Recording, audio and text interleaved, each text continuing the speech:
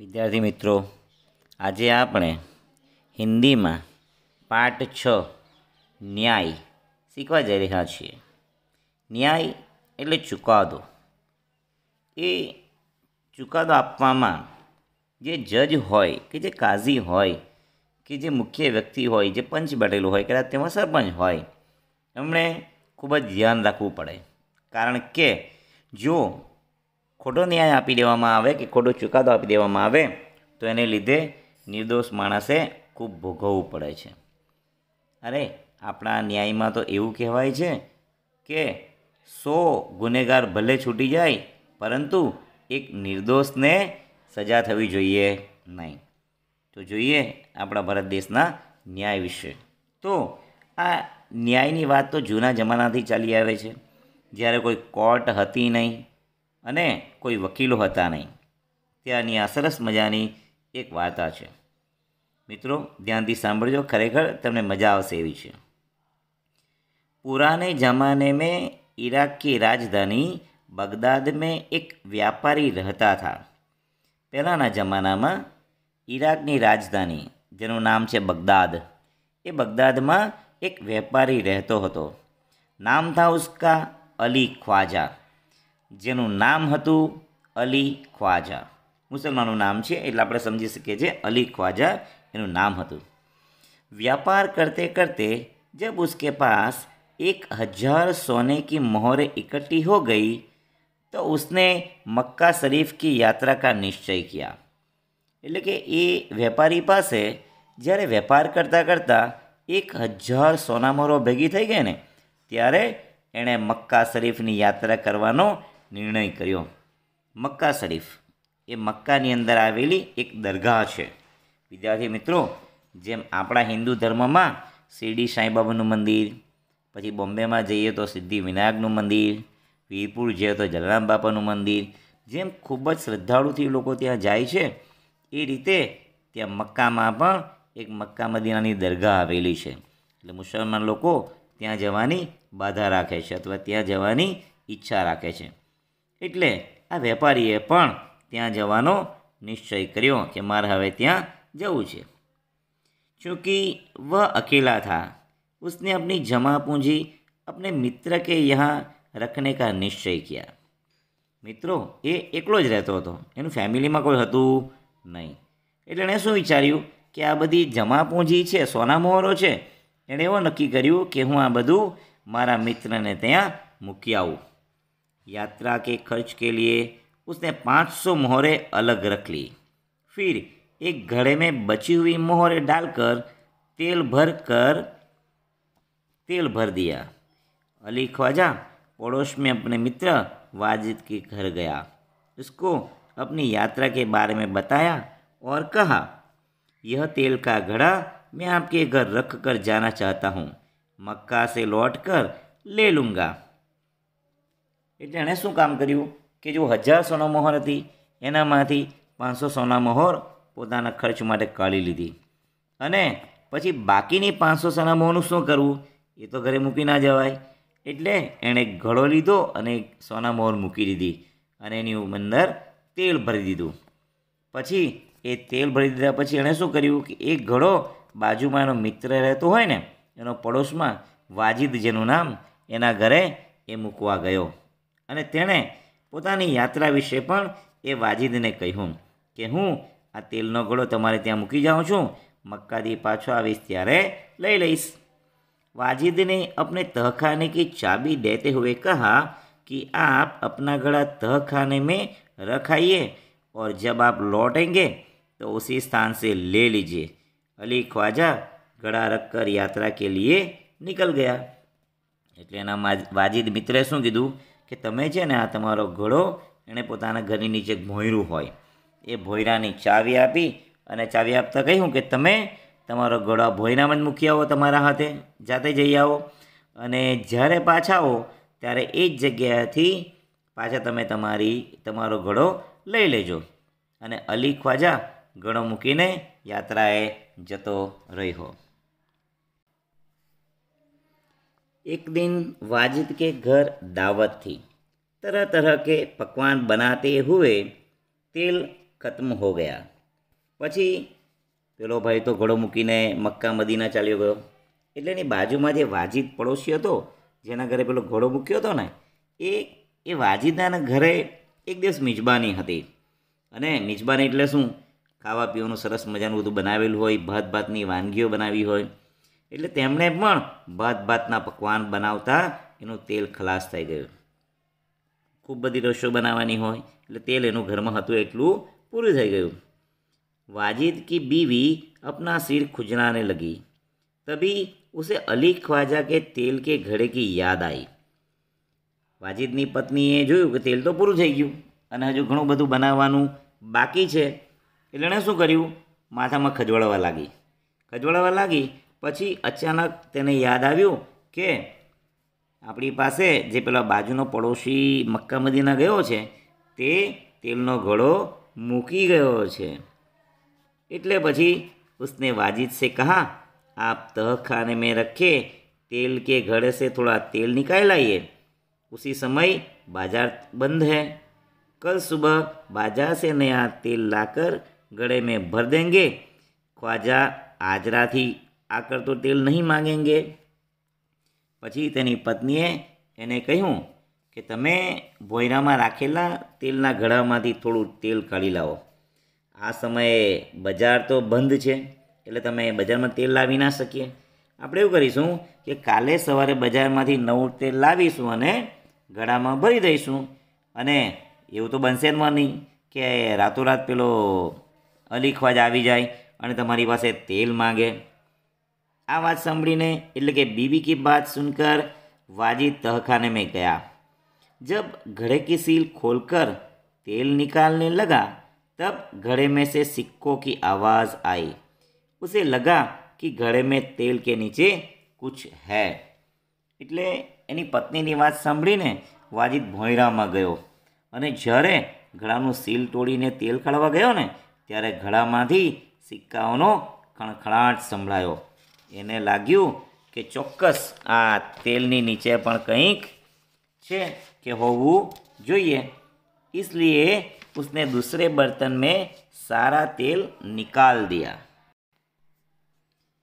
उसने देखा कि घड़े में तो 500 सोने की मोहरें थी.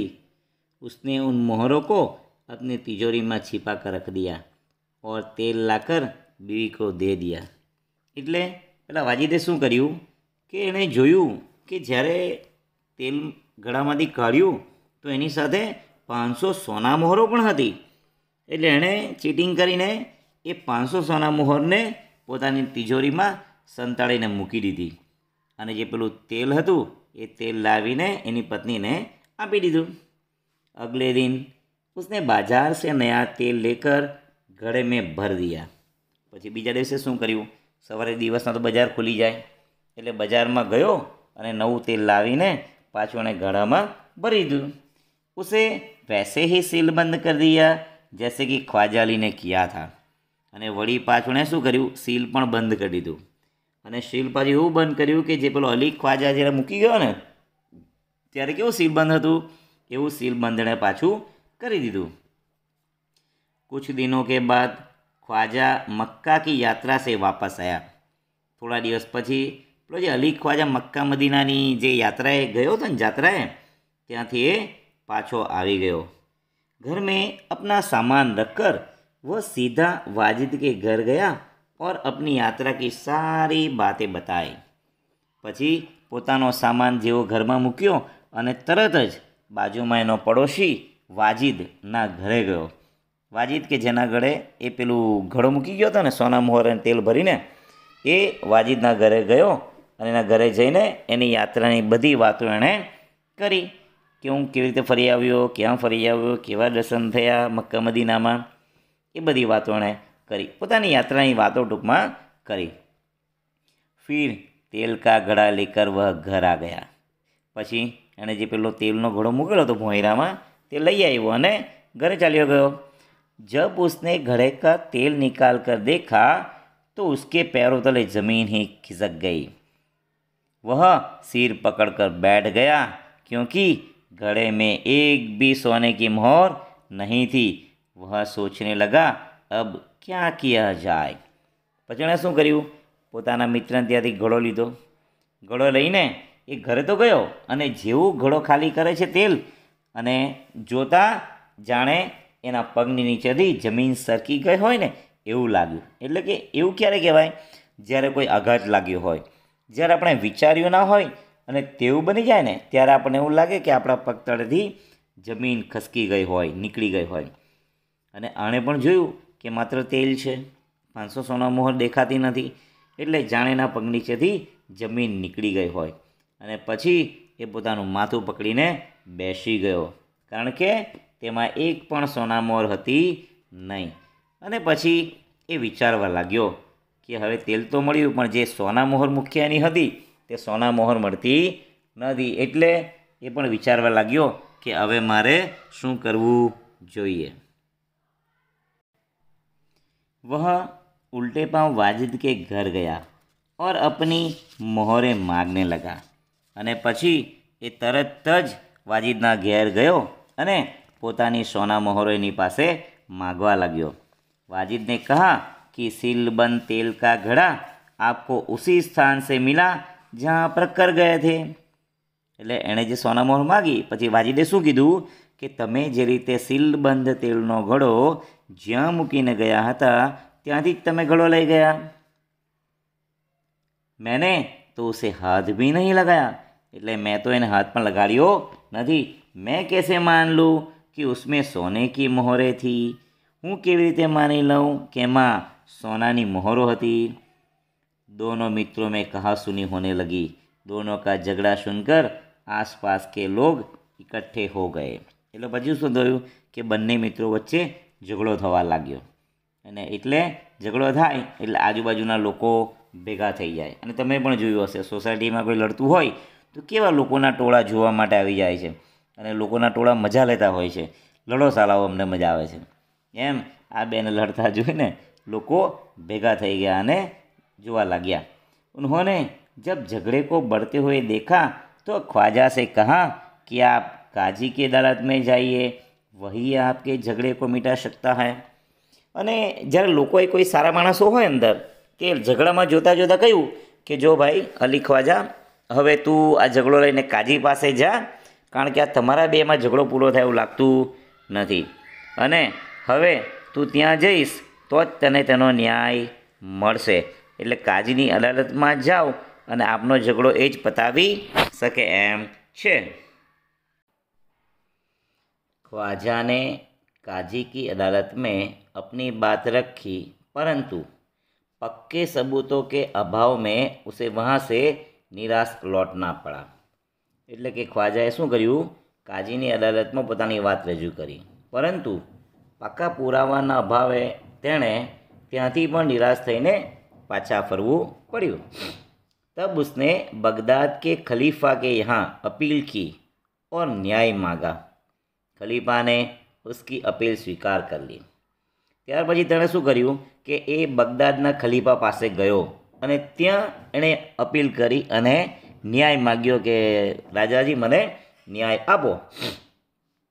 खलीफा ने सारे मामले पर विचार करने के लिए कुछ समय चाहा. 1 सप्ताह बाद का समय सुनवाई के लिए दिया गया. ख्वाजा और वाजिद का किस्सा अब प्रख्यात हो गया था. પછી શું કર્યું કે ખલીફાએ તેની અપીલ સ્વીકારી લીધી અને કહ્યું કે સમગ્ર બાબત ઉપર હું વિચાર કરી લઉં, એના માટે મને સમય આપો. એમ એણે સમય માગ્યો.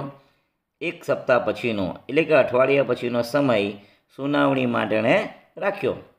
હવે એવું બન્યું કે કાઝી પાસે એનો મેળ નહીં પડ્યો, કાઝીબામાં ન્યાય ન મળ્યો, એટલે ખલીફા પાસે ગયા. એટલે ખ્વાજા અને વાજિદનો કિસ્સો હવે ખૂબ જ પ્રખ્યાત થઈ ગયો હતો.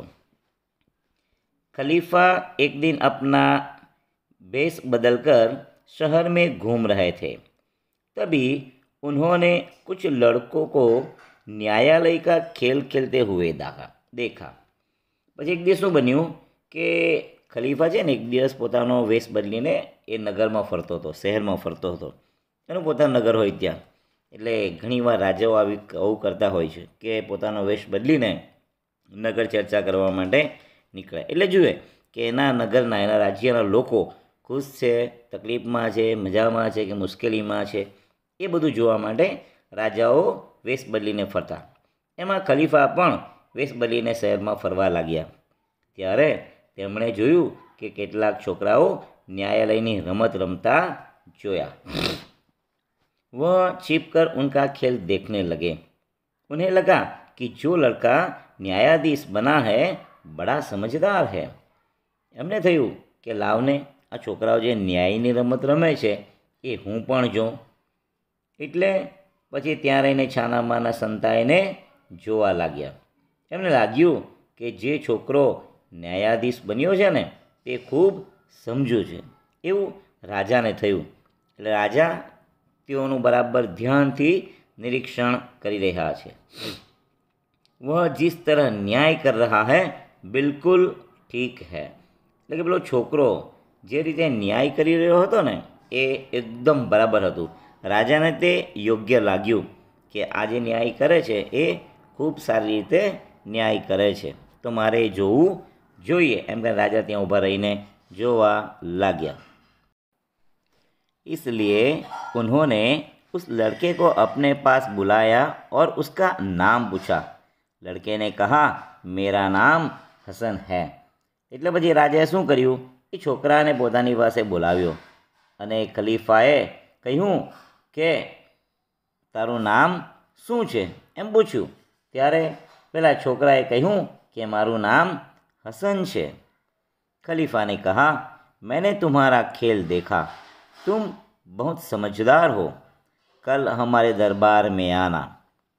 એટલે રાજાએ કીધું કે હું ક્યારનો તમારો આ ખેલ રમત જોઈ રહ્યો છું અને મને એવું લાગ્યું કે તું ખૂબ સમજદાર છે, તો તું કાલે મારા દરબારમાં આવજે.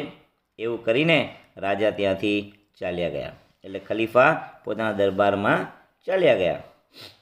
અગલે દિન खलीफा के दरबार में अली, ख्वाजा, वाजिद और हसन उपस्थित हुए. હવે બીજા દિવસે શું બન્યું કે ખલીફાના દરબારમાં એટલે કે રાજાના દરબારમાં અલી, ખ્વાજા, વાજીદ એની સાથે સાથે હસન પણ હાજર રહ્યો. અલી ખ્વાજા એટલે મિત્રો ખબર ને, જેણે ફરિયાદ કરી છે, અને વાજીદ એનો મિત્ર કે જેણે પેલી સોના મહોરો લઈ લીધી છે એ, અને હસન કે જેને ન્યાય માટે રાજાએ બોલાવ્યો છે. એટલે કે બીજા દિવસે ત્રણેય ત્યાં હાજર રહ્યા. खलीफा ने हसन से कहा कि तुम इन दोनों के झगड़े का किस्सा सुनो और बताओ कि इनमें से कौन सच बोल रहा है. એટલે ખલીફાએ પછી પેલા છોકરાને કહ્યું, એટલે કે હસનને કહ્યું કે તું આ બંનેના ઝઘડાની વાત સાંભળ અને તું એ કહે કે આમાંથી કોણ સાચું બોલી રહ્યું છે. એટલે કે આ બંનેના ઝઘડાને તું સાંભળ અને પછી એમાંથી ન્યાય આપ કે આ બેમાંથી સાચું કોણ બોલી રહ્યું છે. अगले दिन खलीफा के दरबार में हसन ने दोनों की बातें ध्यान से सुनी. फिर उसने 2 तेलियों को बुलवाया. थोड़ी देर में 2 तेली आ गए. પછી શું કર્યું, હસન ઉપર જવાબદારી આવી ગઈ. એટલે હસને બંને જણાની એટલે કે અલી, ખ્વાજા અને વાજીદની વાત ધ્યાનથી સાંભળી.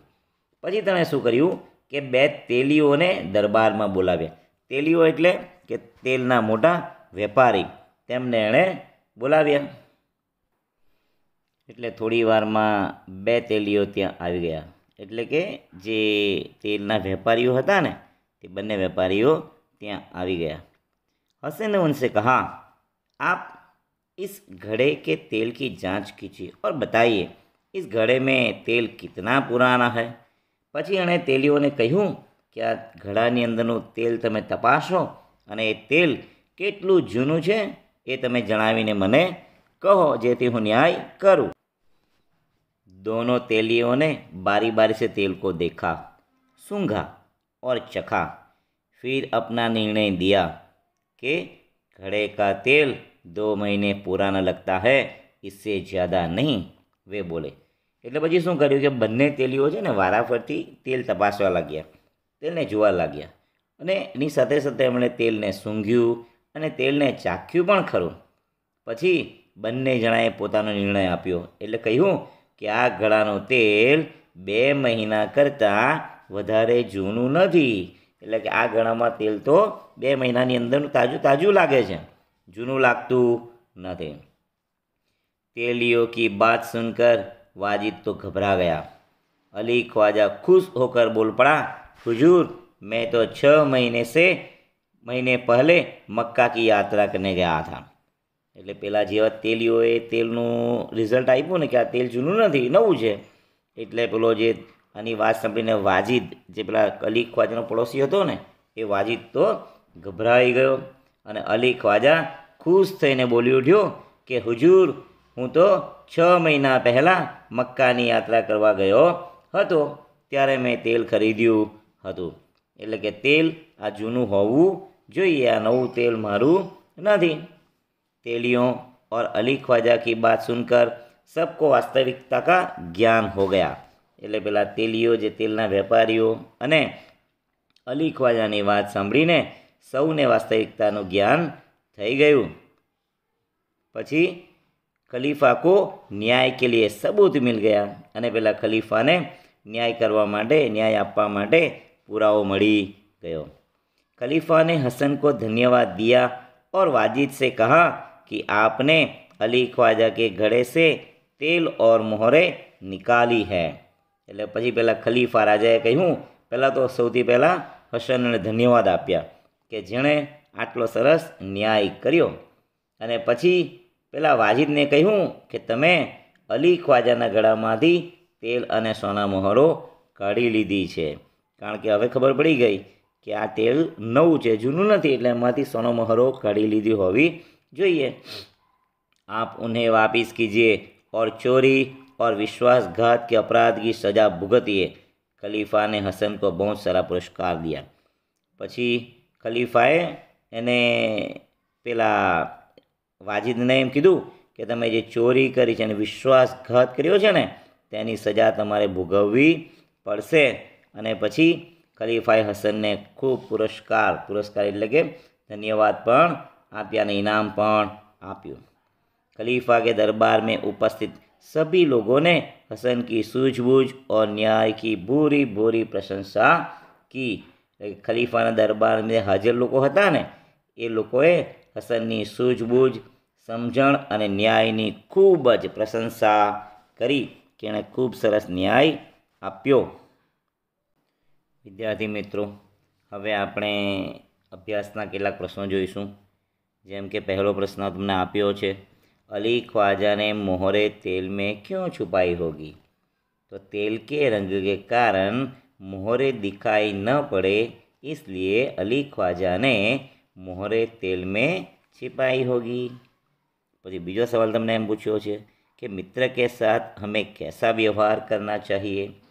तो मित्र के साथ सच्चाई और ईमानदार से भरा व्यवहार करना चाहिए. मित्र के साथ हमें कभी छल कपट और विश्वासघात नहीं करना चाहिए. અને ત્રીજો સવાલ એવો આપ્યો છે, वाजिद और हसन की जगह आप होते तो क्या करते? મિત્રો, આ તમારા પોતાના મનના વિચારો રજૂ કરવાના છે. એટલે દરેકના પોતાના મનના વિચારો જુદા હોય. એટલે માની લો કે તમે વાજિદ ઓર હસનની જગ્યા પર હોત તો તમે શું કરતે, એ તમારે વિચારીને લખવાનું. જરૂરી નથી કે બધાના જવાબ એક સરખા હોય, કારણ કે દરેકના મન મગજ અલગ છે. તો તે પ્રમાણે એનો જવાબ આપજો. હવે છેલ્લો પ્રશ્ન એક તમને સ્વાધ્યાયમાં આપ્યો છે કે વિદ્યાર્થી મિત્રો, કેટલાક પ્રશ્નો એ તમને પાઠને વધારે ઊંડાણથી અને સારી રીતે સમજવા માટે મદદ કરે એવા કેટલાક પ્રશ્નો છે કે वाजिद को कैसे पता चला कि बर्तन में मोहरे हैं? अली ख्वाजा और वाजिद के बीच झगड़ा क्यों हुआ? खलीफा ने हसन को अपने दरबार में क्यों बुलाया? तेलियों की बात सुनकर वाजिद क्यों घबराया? तेलियों ने कैसे सच्चा निर्णय किया? અને છેલ્લે વાસ્તવિકતા जानने पर खलीफा ने क्या निर्णय किया? વિદ્યાર્થી મિત્રો, જાતે આ પ્રશ્નોનો મહાવરો કરવો, જે ચોપડી અને સ્વાધ્યાય પોથીનો તમે એમાં ઉપયોગ કરી શકો